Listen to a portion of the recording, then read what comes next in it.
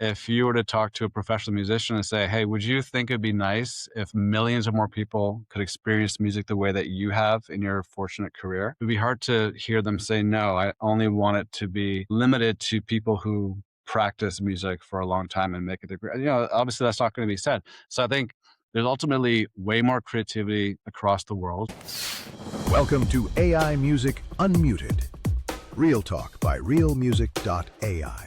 The show that talks to experts and thought leaders about tools and truths for musicians in the age of technology and creativity. Today's guest, Rory Kenny, musician and co-founder and CEO at Loudly.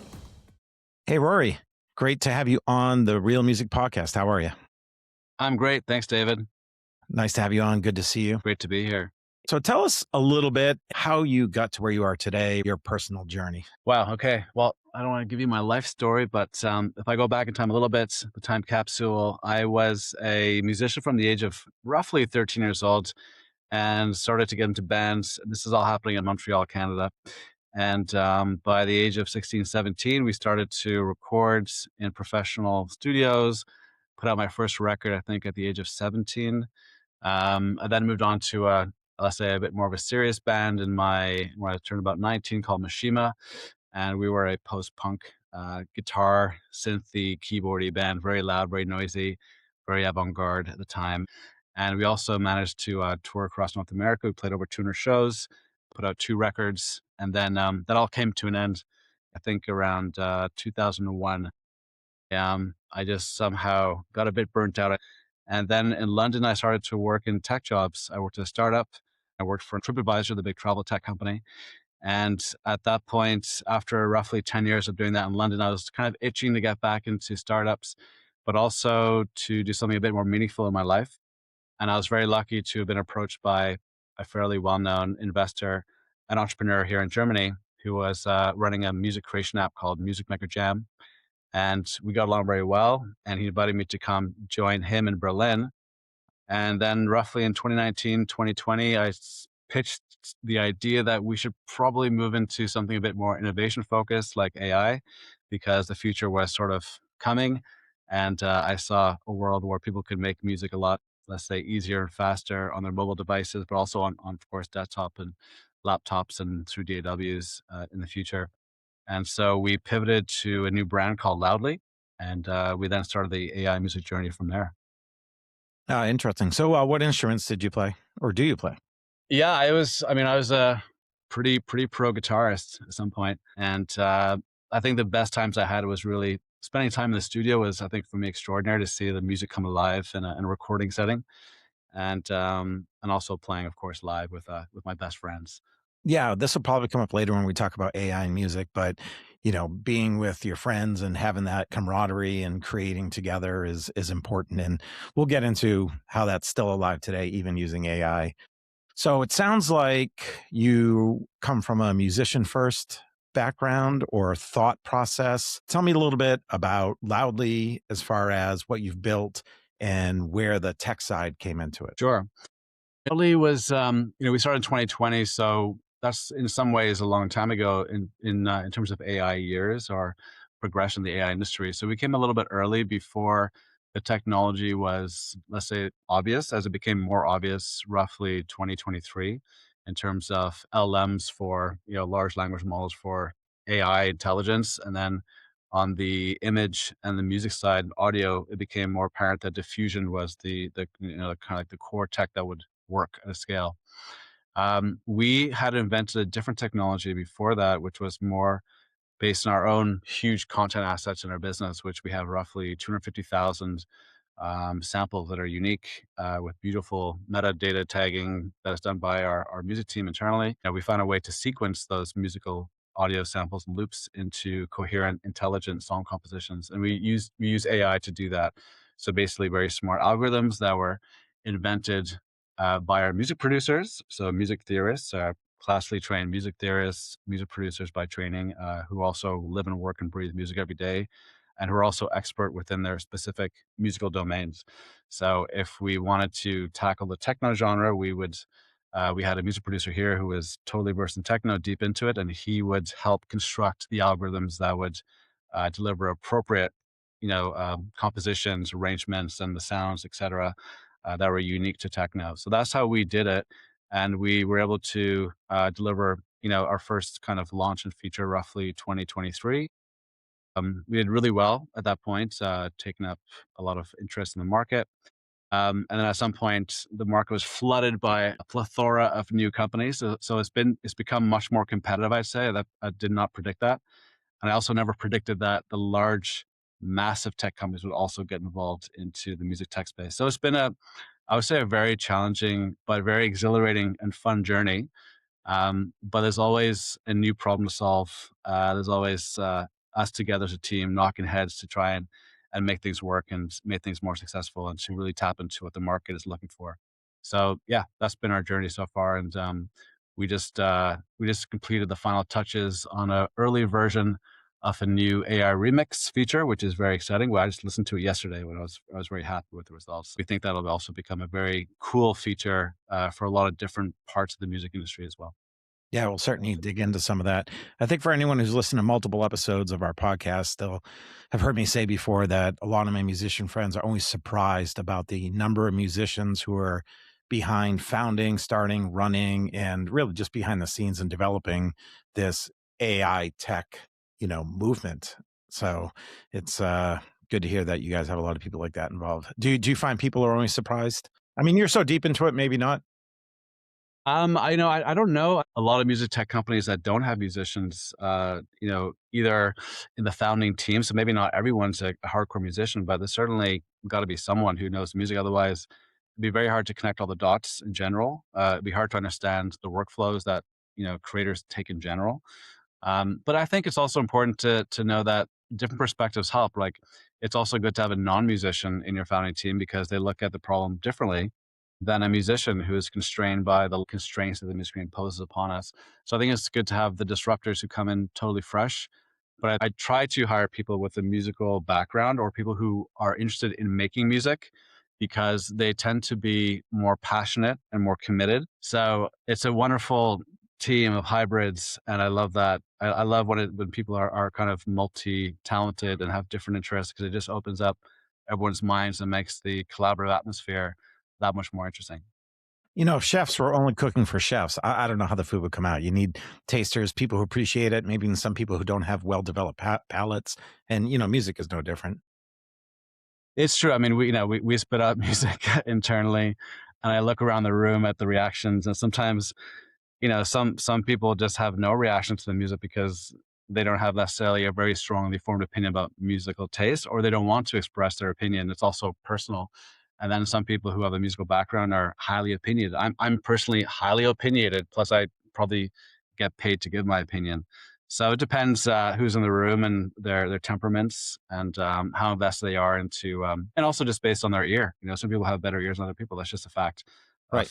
And that's how we have great musicians, and then we have tastemakers who also tell us what good music is sometimes, and etc. Yeah, absolutely. When we think about the creative side of music, one thing I've even heard the term hyper creativity and hyper imagination, and AI can bring creativity to a new level. A lot of people also think about AI as replacing musicians. What have you seen, in actual music production, whether it be with AI tech companies like yours, or even just artists out there playing on stages or in studios? Sure.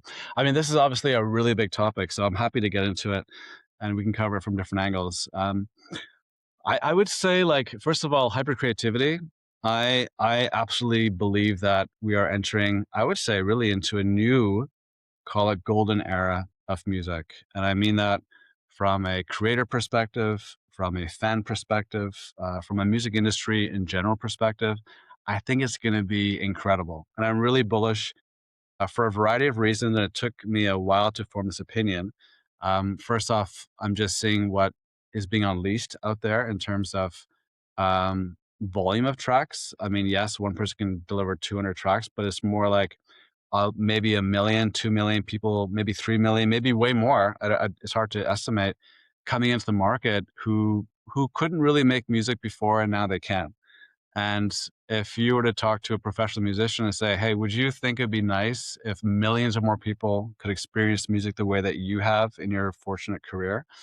It would be hard to hear them say no. I only want it to be limited to people who practice music for a long time and make it their career. Obviously that's not going to be said. So I think there's ultimately way more creativity across the world, not just in music, but also in video and image creation and in writing and all kinds of other stuff. It's not just the music industry; it's happening everywhere.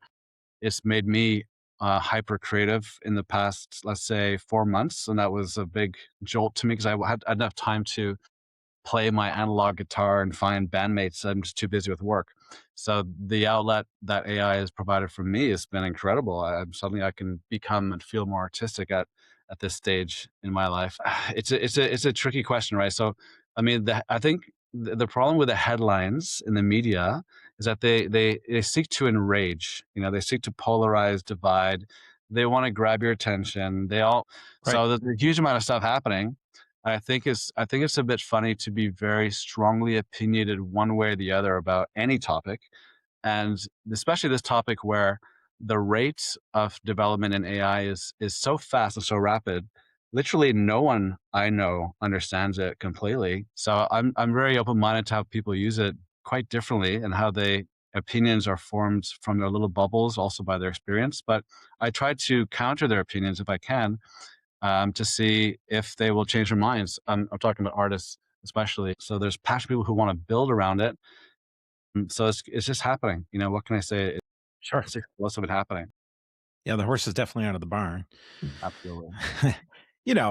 MIDI is a different thing, for example, and there were so many disruptors along the way that we moved through. Then AI. AI is just involved in everything. There's a lot of people that couldn't afford a Steinway piano, and MIDI allowed them to do that. I can compose and create a song that has an orchestra.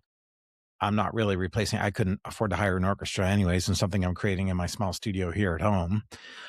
So that's where I think there's a creative level, and it's okay if people have their opinion on it, but that's where some real creativity can get involved. And I think, of course, geography, economics, and just time, right? I mean, I don't have the time really to, even if I can get people, like, eliminate the geography and get people to a studio, and if I can afford that and all these things, I don't necessarily have the time to create as much as I'd like to. So those are all real benefits, I think, that aren't really replacing anything. It's just enhancing. Yeah, I mean, again, like I think you're absolutely right. I think there will be disruption. I mean, I don't want to be negative, but I think it's just more realistic to imagine a world where things change. The game is going to change. The music industry is already changing.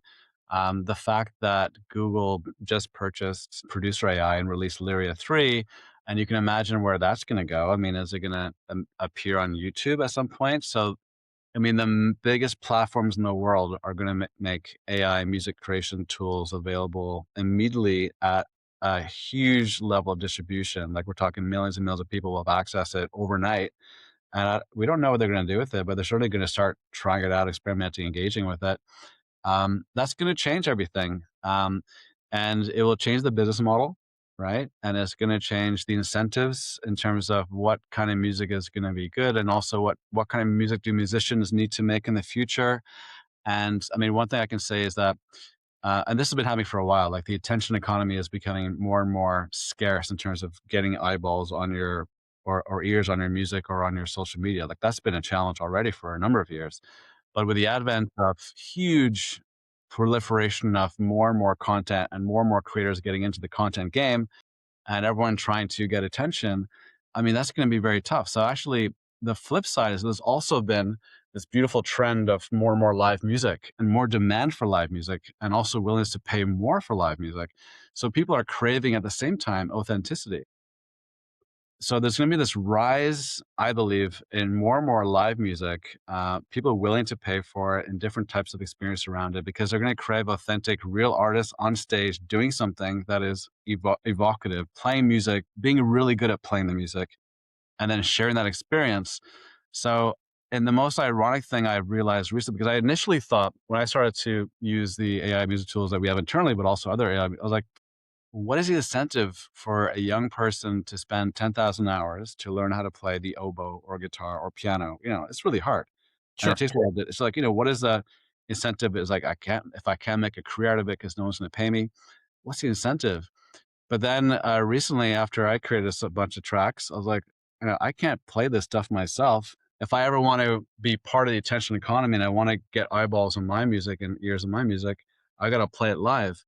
But I can't play it myself. I'm going to need musicians who are highly trained, really good at different, at beats, at drums, percussion, at keyboard, synth, electronic sounds to actually want to play the music and then actually learn it and then play it. So the inverse could be true, that there could actually be a huge demand for highly trained musicians, for all these creators who are saying, I need you to come play my music live because I got to play live because like, otherwise I'm not authentic and no one cares about me. So I think we got to see how this plays out. But generally when there's more and more tools and more content out there, there's more demand for people to actually be able to make that content, produce it, play it, authenticate it, bring it to the public. And I think that's actually the way it's going to go, which is a little bit counterintuitive to what the headlines say. But I think there's going to be a huge opportunity for all kinds of different kinds of creators. And I really hope, and I hope I'm right, that people will still want to learn an instrument, even though it is quite difficult.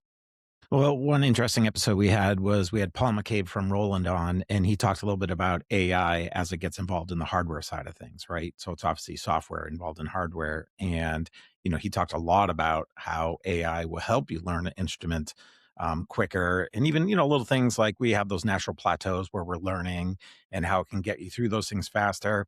AI in education in general, not just music education, has really shown to be very valuable because it's a little hard to argue that AI can't help you learn things faster. And of course, there's a lot of headlines, right, that say, oh, no one's going to have to work for anything anymore. But the benefits are just, so I think on the flip side of what you're saying, who's going to want to learn a certain instrument anymore? AI can help you learn certain things faster and better. Yeah. I mean, again, I think playing music is just great for you anyway. As an individual, as a young person, it actually is known to reshape the plasticity of your brain and the neurons, and it's ultimately a very good thing for your mind and for your body and for your rhythmic core. So, in general, I think people will always still learn how to play stuff. It's more the question of like, how good do they need to get at it? In the next game, in the next version of the game, because what is the incentive to learn, and will you get compensated? So I hope that there's still room for that. But like I said before, I think with the need and with the admiration of fans for real musicians who get up on stage and play real music for a communal experience, and how cool is that? I think there'll always be that kind of incentive to participate in musicianship in that way. But also, like I said, a lot of the music that's coming out today is pretty complex stuff, and someone's got to be able to play it live, and it's not easy to play. It requires really, really, really senior professional musicians to play this stuff. I'm telling you. I mean, there's progressive rock musicians from the 70s who made recordings, and after they released them, they were just wondering how the heck they're going to do this on Yeah, a 200 show tour, you know? absolutely. I know it's So amazing. that problem has existed for a while. I had an experience last night. I watch so much content on YouTube these days versus other streaming services, and I just find there's a lot of interesting content out there, and no different than creating music. I mean, there are so many great younger late 20s creators just building some amazing documentary style videos, and the editing is amazing, and it's, it may not just be AI, but the, technology available to people now. And I swear I can never watch a 60-minute segment again because how well these kids are doing it. But that said, I was watching this car collector, and in his video, he actually had this satirical spoof song. And it was relevant to exactly what was going on in the video about this car he bought at auction and how it was costing him a lot of money and all that. And it was clearly created by AI. And that experience last night actually, it proved myself wrong.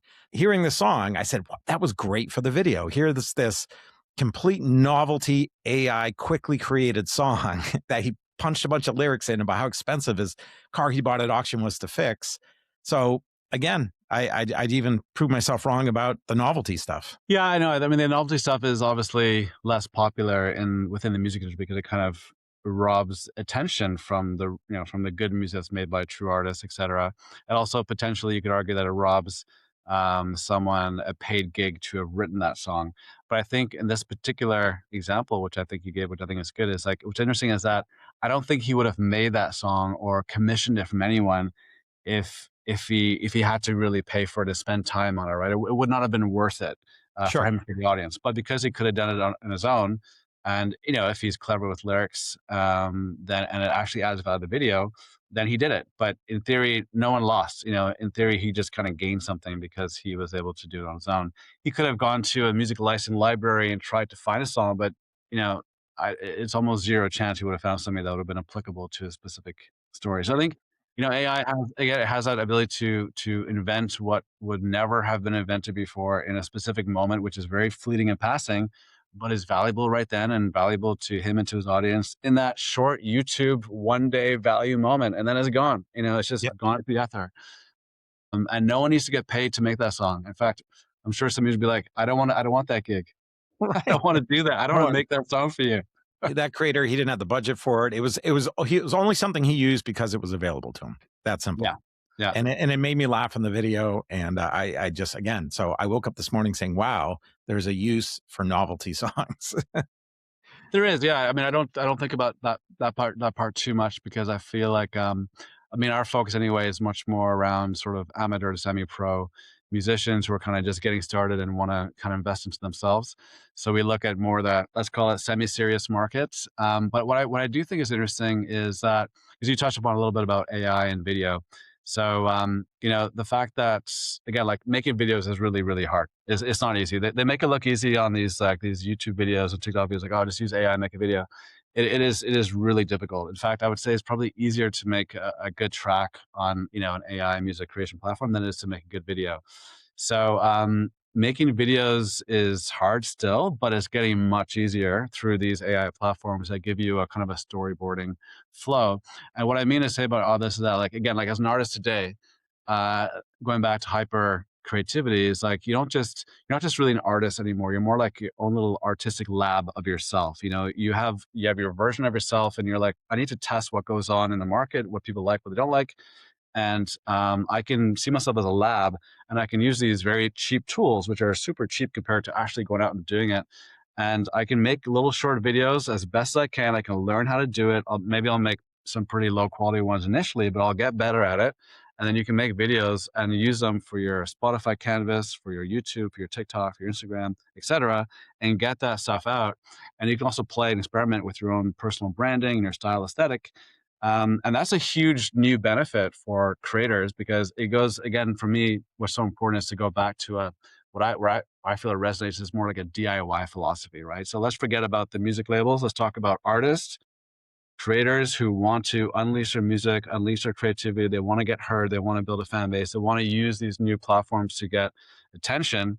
And these new tools that are becoming available are just really helping them amplify that and making them faster and more successful in learning what works, what doesn't work, but also just more productive. And it's just amazing that people can do that today, because you could not do that even like 4 or 5 years ago. So this is a big change for the industry. I think it's just really cool what anyone can really do now to just express themselves. That's really at the end of the day what they can do, which they could not do a couple of years back at the same level of, let's say, quality. Yeah. So you brought up samples earlier. I know you guys are, is it fair to say, getting heavier or focusing more on the samples in general? I've always heard a lot of artists say that when it comes to fully generative AI, that samples are a great example. Not a lot of people arguing that there's not a great use case there. Tell me a little bit about how you're looking at samples, what Loudly's doing, and how it might be evolving or changing and different than your traditional sample packs. Yeah, I mean, I think we've always looked at samples as a way to feed our own library in order to make those samples available to our end users, who could then do it what they wish with them.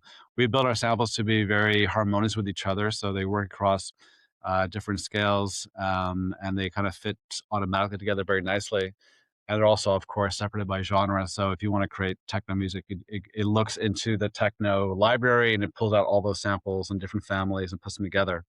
So instead of going to buy a sample pack, you now just have access to all the samples across the spectrum of music, and then we kind of fit it together automatically on your behalf. At the same time, I never think that someone's journey ends with the track that we spit out from the AI. So what we also make sure we always do is that our feature is that we also let you, get the stem pack from every track, but also the sample pack as well. So we give you all the samples. So if you do if you are that kind of musician who does want to go into a DAW type environment or even an online DAW, then you can, and you could port all those samples, port all the stems into that environment, and then really make that track more unique for yourself. Because I think, any track that is spun out, it doesn't necessarily, it's not meant to be the end track. And in theory, you should always do something to the track to make it more unique, more personal, more your style. So we really try to help people get to that end version, which is more their own personalized track. I just think it's more healthy for the industry if that becomes a workflow that people kind of go for.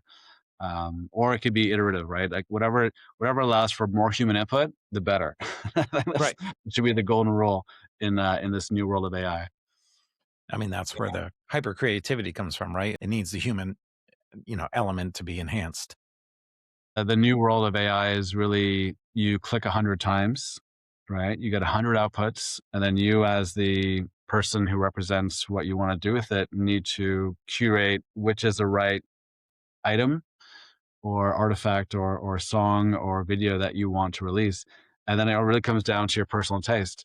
So again, like the game has changed because you have to, in the new world, the new game, you have to be as much you don't have to be necessarily an amazing musician to make AI music, but you need to be pretty good about taste and about what works and what's relevant and what's important or what's cool. So I think it's gonna be a lot more the tastemaker, curator type artists that come up that were just not able to participate before. So royalty free, it can mean very different things to different musicians or just people in general. How do you think about royalty free when it comes to, I guess, how do you think about not devaluing music itself? Well, I mean, royalty free has been around for a long time, so I won't necessarily go into the value of royalty free.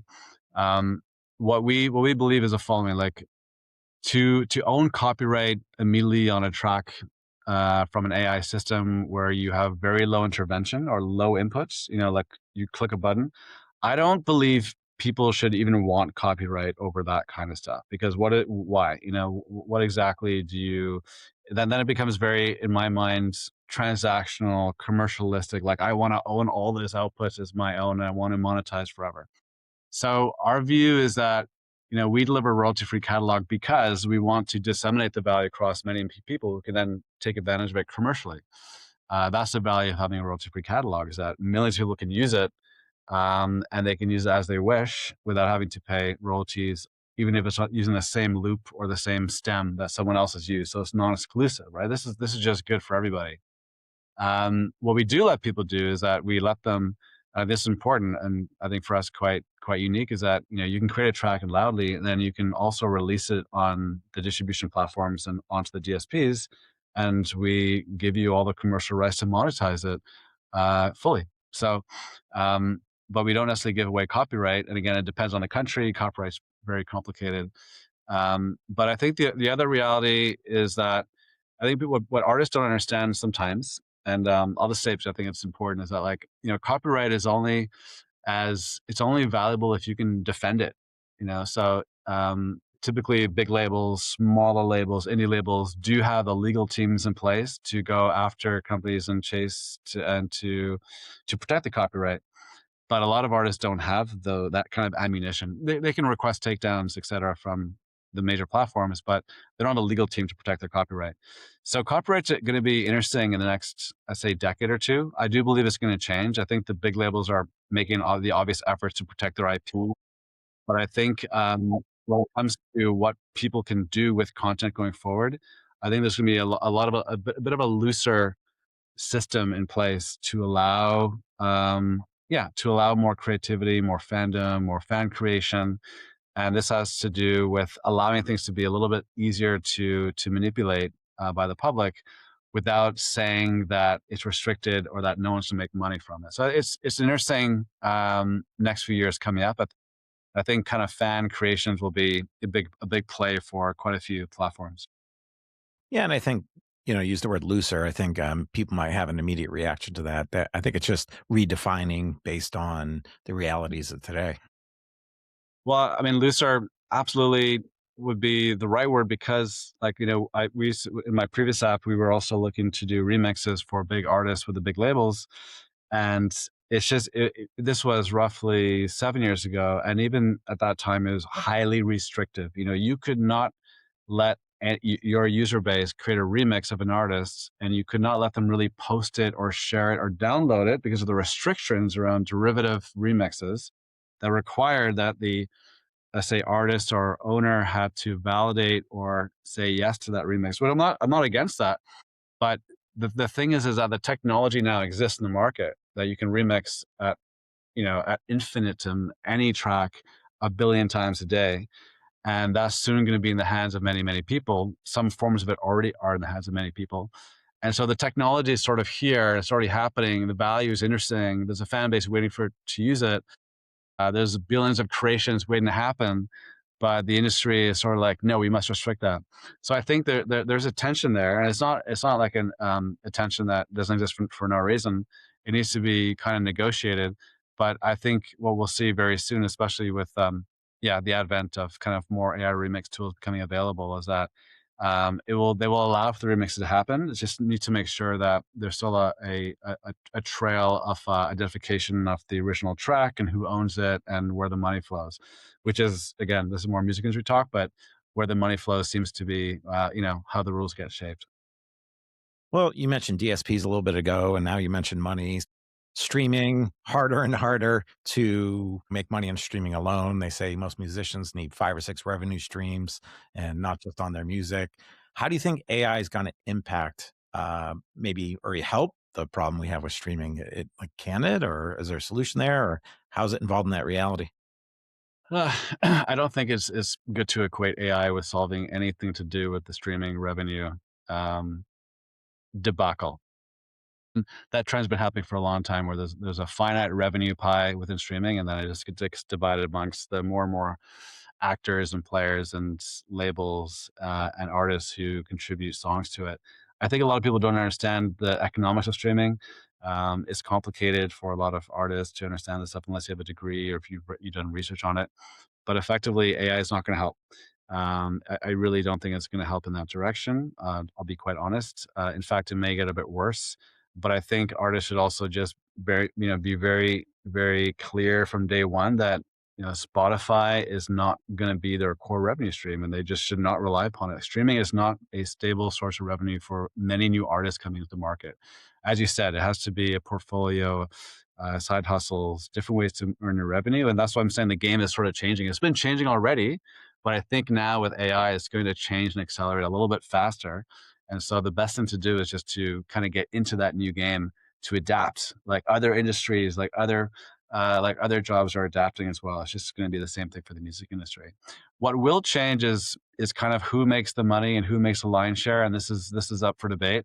Um, I think again, like with AI remixing, as something that could appear directly within a YouTube or directly in a Spotify or on a Facebook, Instagram, TikTok, then you're back into a situation where the big labels have the big deals already in place, and they're going to protect their revenue pie, right? They're going to do everything they can to protect that.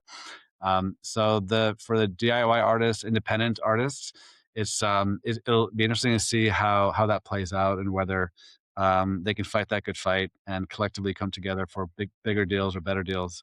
But the other trend is that there's just more and more artists, right? So no matter how big the labels get, there's always going to be this massively bigger long tail of artists who are coming in and disrupting that kind of industry architecture. Yeah, and you talk about the headlines versus reality. The independent creator, likely they're the writer, maybe 1 or 2 other people, but a lot of people don't realize songs being released nowadays have 12 writers. So when you talk about the pie getting sliced up, there's only so much of the pie. 12 Right. writers on a song, that'll change things quite a bit. Yeah, and that's been around for a while already. Yep. Yeah, Yeah. that's something new, really. Yeah. So on the business side of things, you've probably seen the news, Native Instruments, they were thought a lot to be an innovator in their time, and today they're seeing some financial struggles. Do you think that the, you know, legacy architectures are going to have trouble evolving while the native AI companies are better positioned for what's next? Yeah, I mean, I can't talk too much about native instruments specifically because I'm not, in that business. So what I'm seeing is like, there's a certain cost of front ending your technology, and there's also a big cost in the innovation layer beneath it. And what we're kind of seeing at the moment is that you can invest a lot into your front end, like how the user experiences your app and the look and feel and all the feature sets, which also impact the workflow.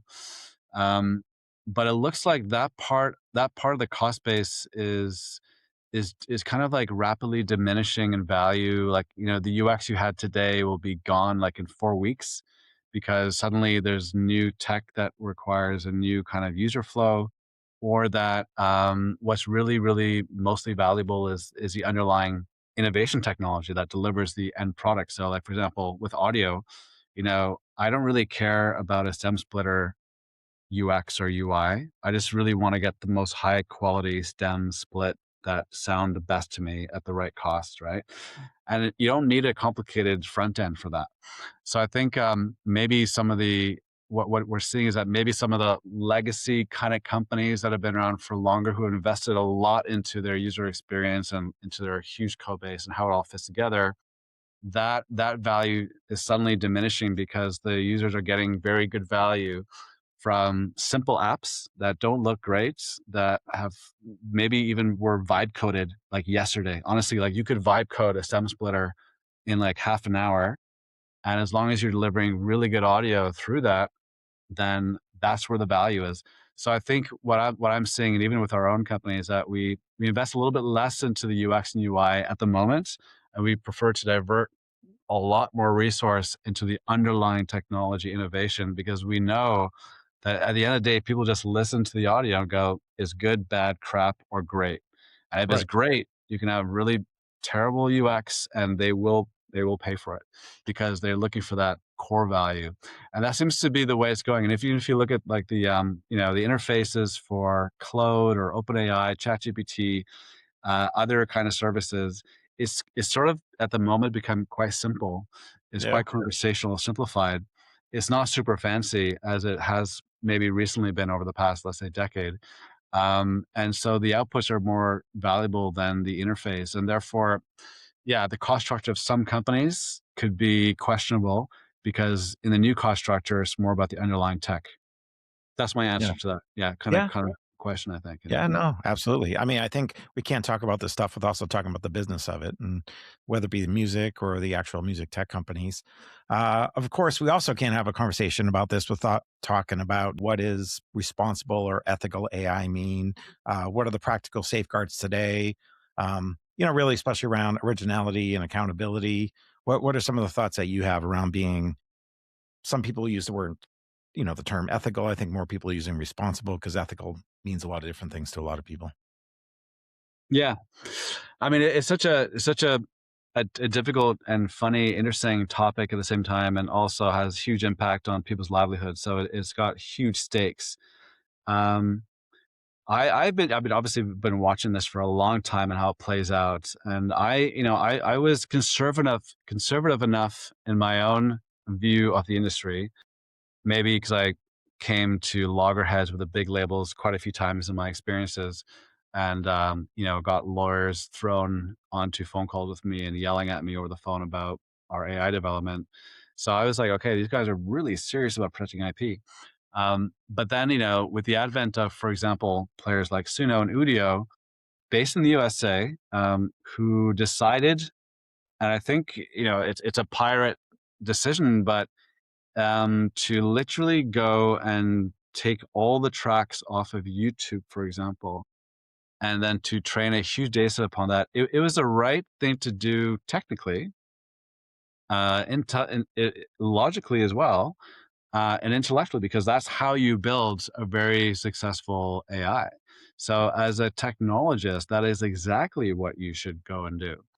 The problem is that it goes against everything the music industry believes in and what artists have become used to understanding as being the game, right? The paradigm that we have is that we respect and protect copyright in the Western world, dare I say, right? and there are legal structures around that to protect it, which protect the artists and protect their investment over their time, the lifetime into their works. And even if it transfers in value, there's some kind of protection in place. And we've been living by those rules for a long time. And to suddenly see them disrupted overnight, I was shocked. I was not shocked that it happened. I was shocked that it took the big labels so long, which was like 6, 7 months to start a lawsuit, Yeah. which is like an eon in terms of technology development times. So I think these companies were able to build very powerful AI, services around that, which is in some ways, I would say it is unethical in a sense. However, if they predicted that they would have to do a deal with the big labels, which did happen, then you could argue, well, they just built it in advance of the deal that was going to happen eventually. But it all came out a little bit tricky, and yeah, a little. It didn't feel right, I think, to a lot of people, and I think rightfully so. There's a lot of protests around it.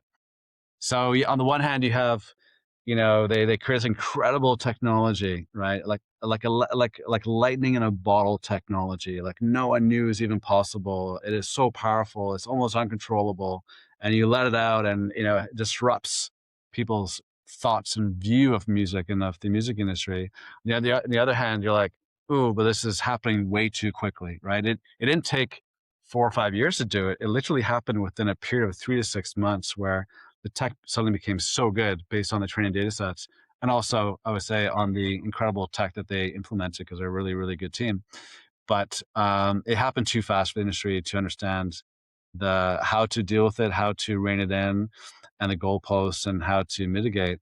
But the lawsuits aren't even finished yet. It's been like 2 or 3 years. They're still inconclusive. It is still inconclusive. Like no one knows what is going to happen, Right. and it's not clear. And it's also unclear from many angles who else is being unethical. Well, Google and YouTube didn't really seem to complain when these companies took the music off of their site, which was a breach of their terms and conditions. So you can see that the vested interests are somehow aligned with the idea, let's get away with it, and then let's kind of pay for it later. Well, I guess we're going to find out, right?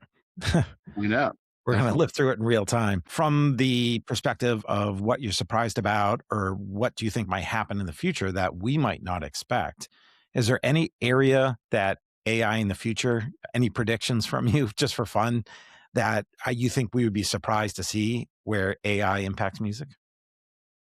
Yeah, I mean, like I said, I think the technology is now there. The genie's out of the bottle.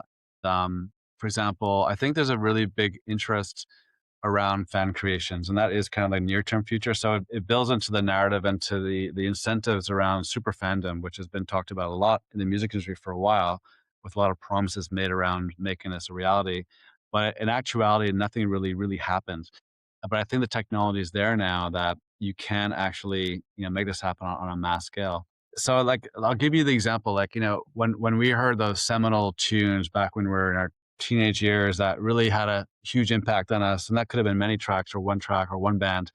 I mean, for me, let's say it would have been a song like "Smells Like Teen Spirit" from Nirvana. When it came out, it was huge. I remember where I was when I first saw the video and first experienced the music, and I remember the feeling of it. And you can imagine a whole generation have different feelings about that same song depending on where they heard it, and depending what they were going through in their lives at that time and how they interpret it. I mean, some people thought it was a mosh pit song. Some people thought it was like a football anthem. Some people thought it was a rebellious track against a lost generation, etc. So what that means, I think, fundamentally is that once an artist, even though they have a controlled view of that specific song with a certain intention and message, really when you unleash it upon and you release upon audiences, they really make it their own, right? We make the songs our own, and then the ability and the option for fans to be able to play with that material, to reinterpret it, reimagine it, in real time, create new versions of it that they can say is uniquely their own, which maybe feels close to their heart. I think this is a huge opportunity for everyone. It's good for the labels, good for the artists, it's great for the platforms. It creates more engagement, it creates more community, it creates a lot more excitement. This was not really possible until very recently, and I think we're hoping to play a big part of that with our AI remix feature, which can really remix any track you give to it. It doesn't use diffusion technology, so we use all the original elements of the original song as well as our own library of sounds. So it's got a perfect paper trail of who owns what. And it happens, you can create a remix within like basically 5 seconds.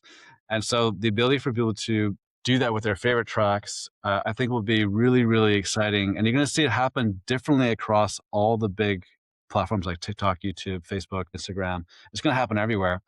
And it's going to be interesting to see how it plays out and how they're all a bit different in terms of who they adopt or what tech they use. So Rory, talked a little bit about some of the things you're doing with Loudly.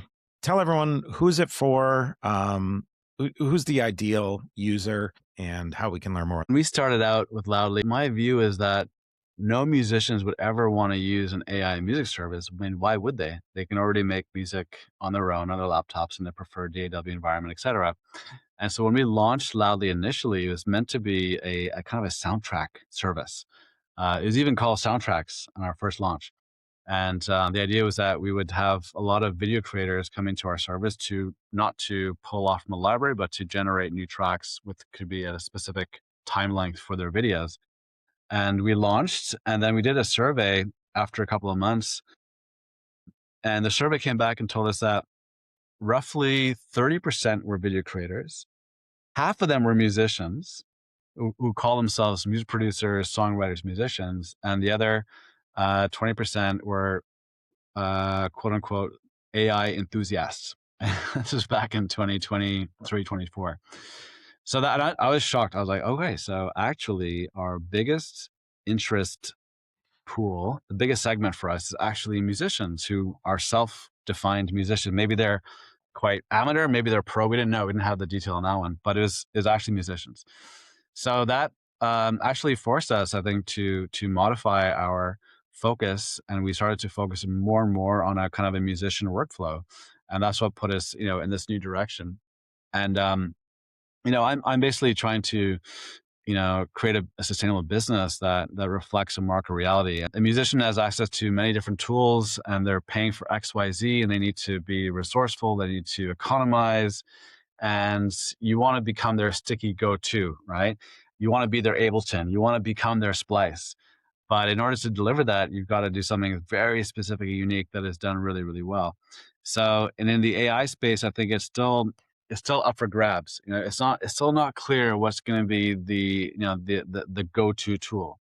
When I hop across different platforms, I do get massively fatigued. It's very annoying, and I've experienced this in video creation as well as in AI music creation, etc. And it's very annoying to have to jump across different tools and pay different providers for elements of my workflow, which could in theory happen all in one place.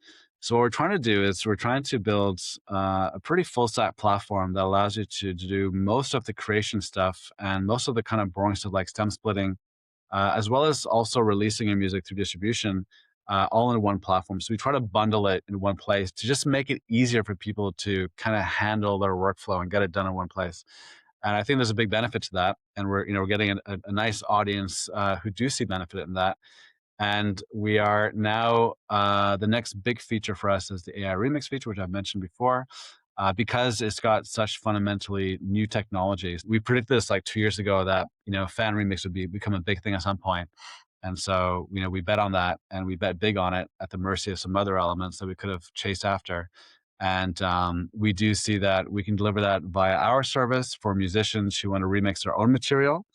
It could be for labels who want to multiply their catalog. So one track becomes 30 tracks, which they can then experiment with on social media, see which one hits first across what regions. And then I think the big thing for us is that we'd love to see a bigger integration, via an API or via an integration technically with a bigger platform whereby, then you get access to millions of people who can just use the feature at will.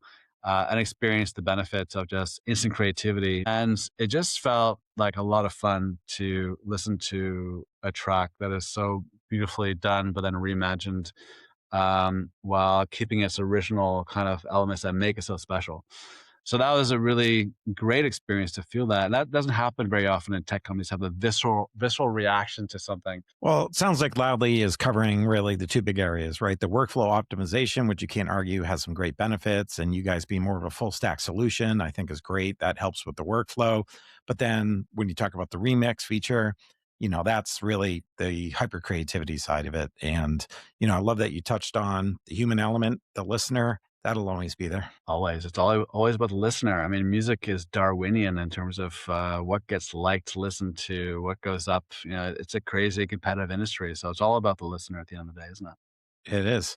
So, Rory, tell me, where can people learn more? Just come to loudly.com, loudly.com, sign up for free. You can use a service for free for a certain allowance on a monthly basis just to check it out. And if you like it, then you can just pay roughly $9.99 per month. If you go for annual, it's even cheaper. And the good thing is that we keep launching new features every few months. So even if you start paying like in a month of whatever in this month, you'll have a whole set of new features for the same price in a couple of months' time. So we just keep adding value to your existing subscription. So it's always a good time to join and just try it out, have fun, and learn about AI and make it part of your workflow so that artists can understand what's going on and take advantage of it. Rory, it was great to have you on. Some great perspective. It was good to learn about Loudly, and let's go make some music. David, thank you so much. A real pleasure. Thank you so much. So everyone, check out RealMusic.ai and Loudly.com. And thank you for listening.